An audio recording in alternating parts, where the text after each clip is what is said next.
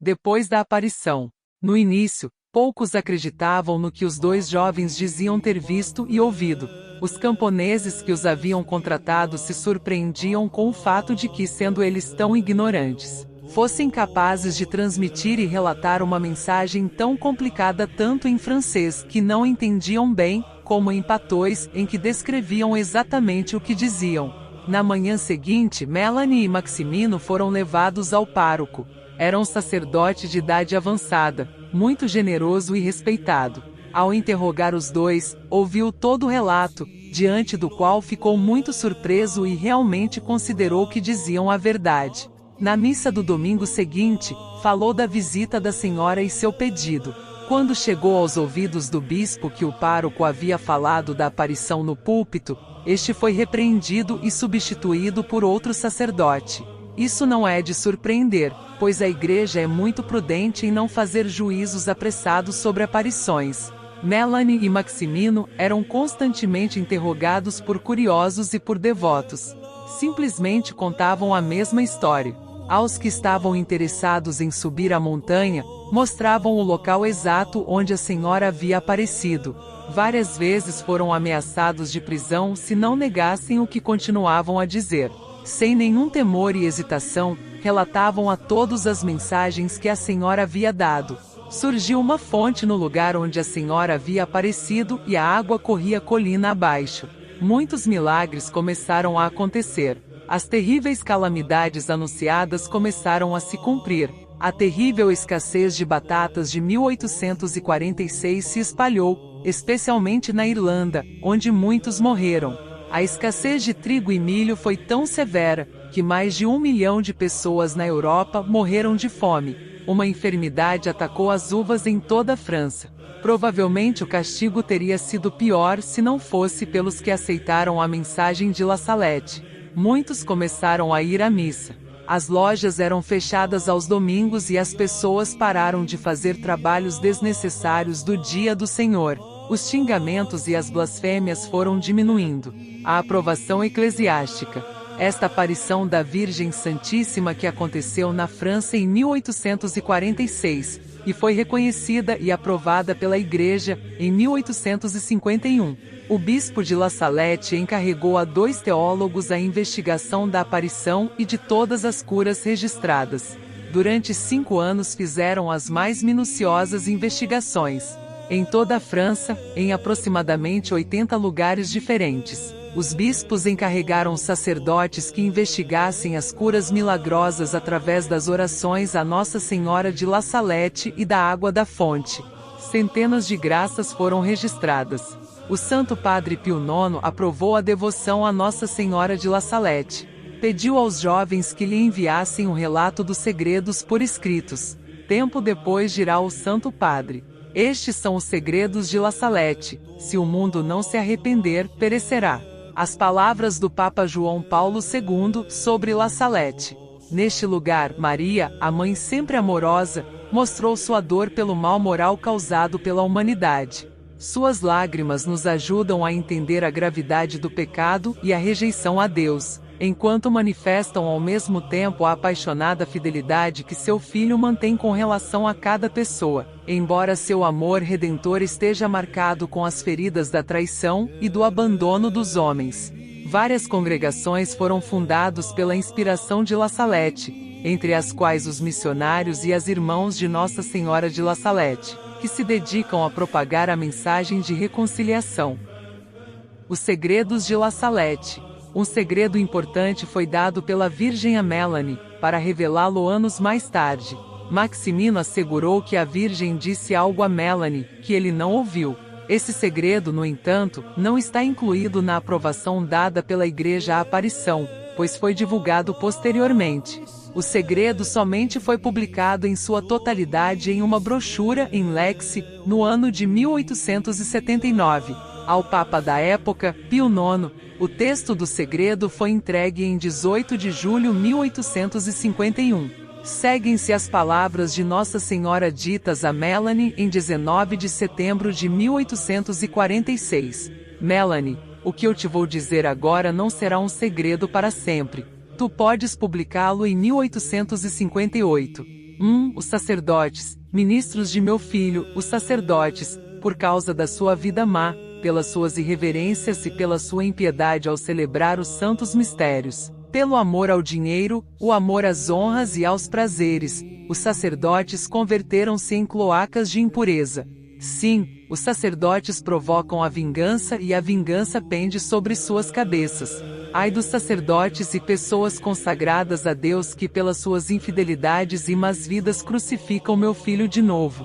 Os pecados das pessoas consagradas a Deus clamam ao céu e atraem vingança, e eis que a vingança está às suas portas, porque já não se encontra ninguém para implorar misericórdia e perdão para o povo. Já não há almas generosas, já não há ninguém digno de oferecer a vítima sem mancha ao Eterno, pelo mundo. 2. Deus vai castigar de uma maneira sem precedentes. Ai dos habitantes da terra! Deus vai esgotar a sua cólera e ninguém poderá fugir a tantos males juntos. Os chefes, os condutores do povo de Deus, descuraram a oração e a penitência, e o demônio obscureceu as suas inteligências. Tornaram-se naquelas estrelas errantes, que a antiga serpente arrastará com a sua cauda para os fazer perecer. Deus permitirá que a antiga serpente ponha divisões entre os soberanos, em todas as sociedades, em todas as famílias. A humanidade sofrerá penas físicas e morais. Deus abandonará os homens a si mesmos e enviará castigos que se hão de suceder durante mais de 35 anos. 3. A sociedade está às vésperas das mais terríveis calamidades e dos mais graves acontecimentos. Deverá esperar vir a ser governada com vara de ferro e beber o cálice da cólera de Deus. Que o vigário de meu filho, o sumo pontífice Pio IX, não saia de Roma depois de 1859, mas que seja firme e generoso, que combata com as armas da fé e do amor. Eu estarei com ele. Que desconfie de Napoleão III, o seu coração é falso, e quando ele quiser ser, ao mesmo tempo, Papa e Imperador, Deus se retirará dele. Ele é aquela águia que, querendo sempre subir mais alto, cairá sobre a espada de que se queria servir para obrigar os povos à submissão. 4. A Itália será castigada pela sua ambição, por querer sacudir o jugo do Senhor dos Senhores. Também ela será entregue à guerra. O sangue correrá por todos os lados, as igrejas serão fechadas ou profanadas, os sacerdotes e religiosos serão perseguidos, irão fazê-los morrer, e morrer de morte cruel. Muitos abandonarão a fé, e o número de sacerdotes e religiosos que apostatarão da religião verdadeira será grande, entre estes haverá até mesmo bispos. 5. Que o Papa se acautele contra os fazedores de milagres, porque chegou o tempo em que se hão de operar os mais espantosos prodígios na terra e no ar. 6. No ano de 1864, serão libertados do inferno Lúcifer com um grande número de demônios. Eles abolirão a fé pouco a pouco, mesmo nas pessoas consagradas a Deus. Irão cegá-las de tal forma que, salvo se elas forem abençoadas por uma graça especial, essas pessoas assimilarão o espírito desses anjos maus. Muitas casas religiosas perderão completamente a fé e muitas almas se irão perder. 7. Os livros maus abundarão na terra e os espíritos das trevas espalharão, por toda a parte, um relaxamento universal por tudo que seja serviço de Deus, e terão um enorme poder sobre a natureza. Haverá igrejas dedicadas ao culto desses espíritos. Certas pessoas serão transportadas de um a outro lugar por esses maus espíritos, e até sacerdotes, porque eles não serão conduzidos pelo bom espírito do Evangelho, que é um espírito de humildade, de caridade e de zelo pela glória de Deus. Em algumas ocasiões, os mortos e os justos serão trazidos de volta à vida, isto é, esses mortos tomarão a aparência das almas justas que viveram na terra, para melhor seduzir os homens. Esses ditos mortos ressuscitados não serão mais do que o demônio sob as suas figuras, e pregarão outro evangelho, contrário ao do verdadeiro Jesus Cristo, negando quer a existência do céu, quer ainda a existência das almas dos condenados. Todas essas almas aparecerão como que unidas aos seus corpos, e serão vistos por toda a parte prodígios extraordinários, porque a fé verdadeira se extinguiu e a falsa luz ilumina o mundo. Ai dos príncipes da igreja que se tenham apenas dedicado a acumular riquezas e salvaguardar a sua autoridade, e a dominar com orgulho.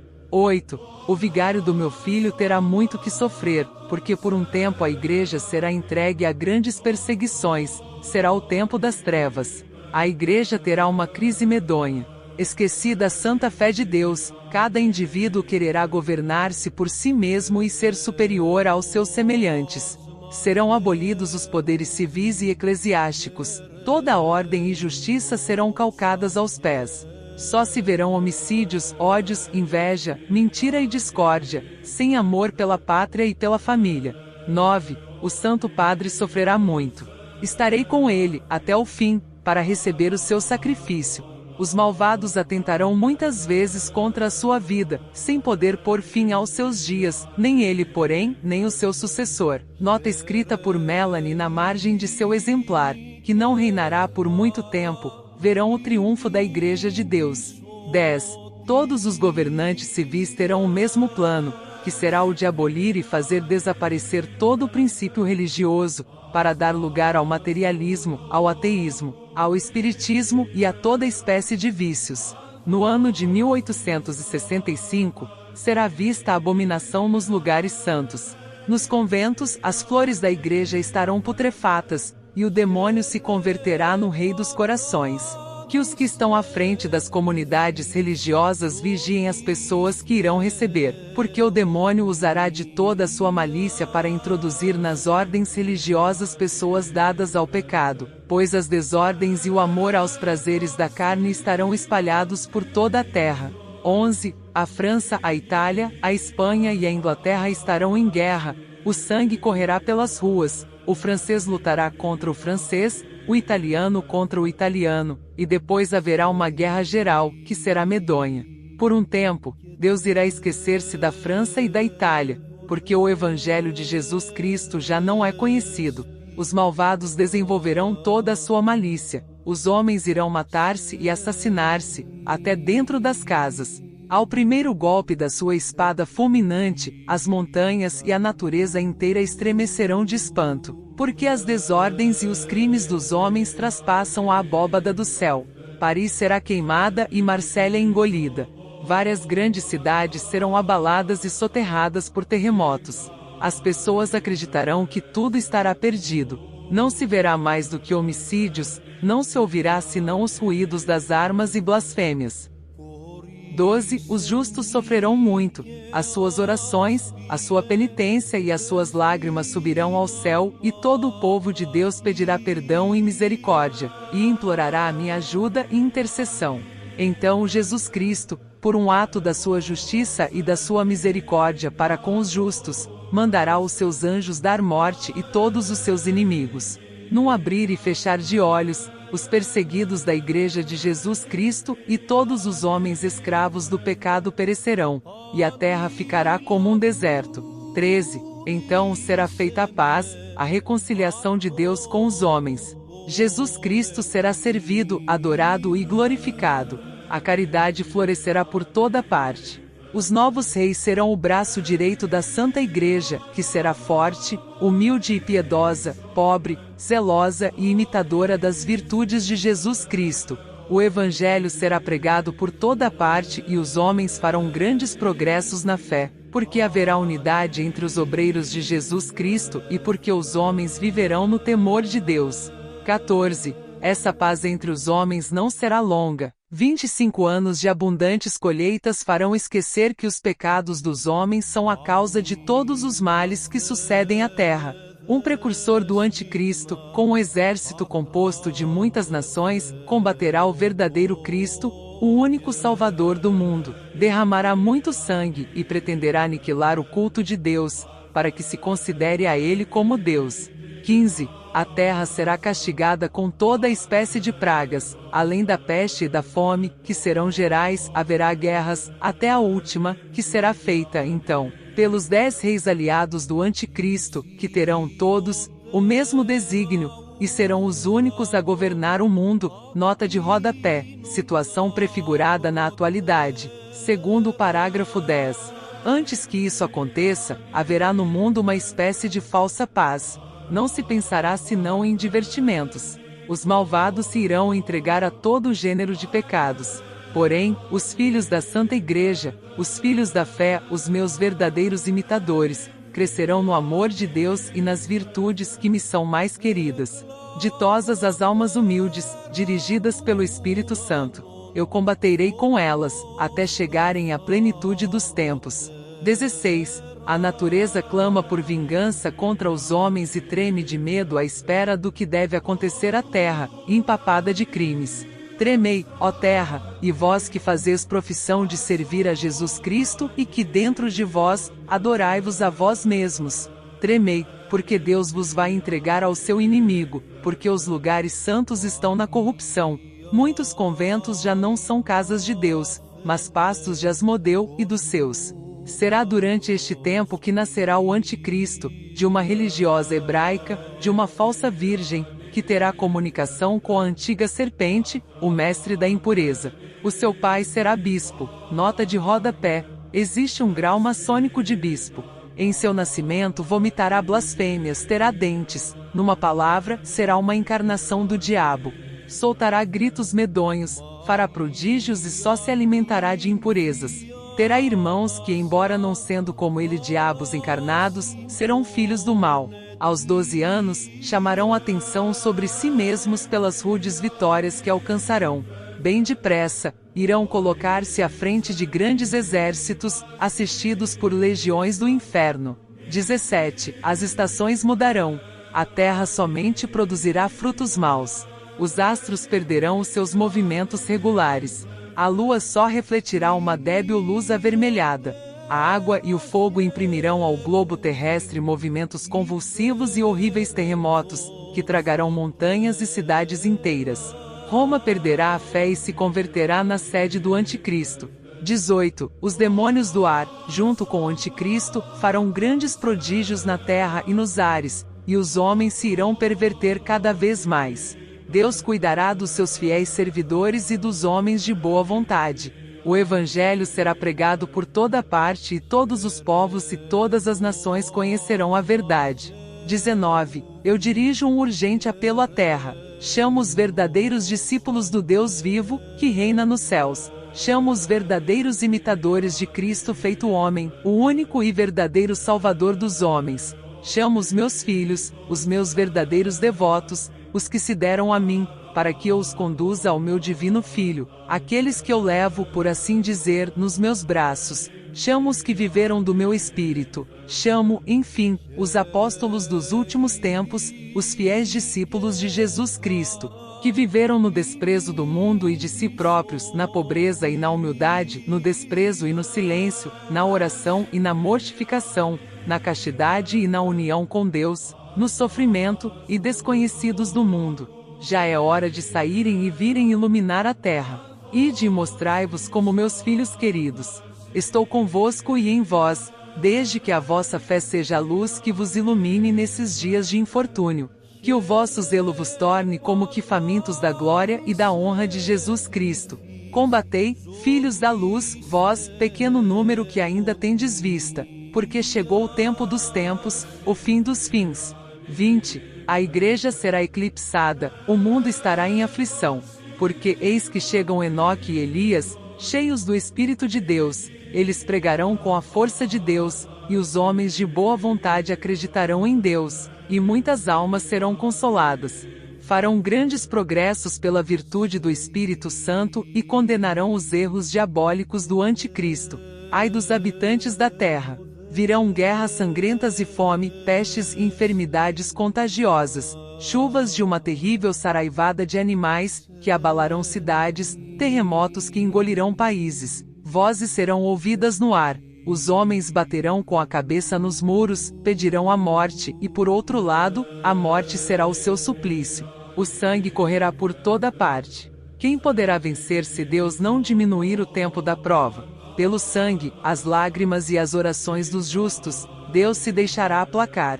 Enoque e Elias serão martirizados. Roma, pagã, desaparecerá. Cairá fogo do céu e consumirá 3 cidades. Todo o universo será presa de terror e muitos se deixarão seduzir, porque não adoraram o verdadeiro Cristo, que vivia entre eles. Chegou o tempo, o sol está escurecendo, só a fé sobreviverá. 21. Eis o tempo, abre-se o abismo. Eis o Rei dos Reis das Trevas. Eis a besta com os seus súditos, dizendo-se o Salvador do mundo. Irá elevar-se com soberba pelos ares, para subir até o céu. Será precipitado pelo sopro de São Miguel Arcanjo. Cairá e a terra, que há 3 dias encontrava-se em contínuas evoluções, abrirá o seu seio, cheio de fogo, e ele será precipitado, para sempre, com todos os seus, nos abismos eternos do inferno. Então, a água e o fogo purificarão a terra e consumirão todas as obras do orgulho dos homens, e tudo será renovado, Deus será servido e glorificado. Terminamos a 4ª sessão das manifestações de Nossa Senhora. Esta foi em La Salette. No canal tem a 1ª até a 3ª para o conhecimento das intervenções de Nossa Senhora na história. Subscreva no canal para ajudar a nossa causa. Dê um like e compartilhe com os demais, pois o saber não ocupa espaço. Salve Maria!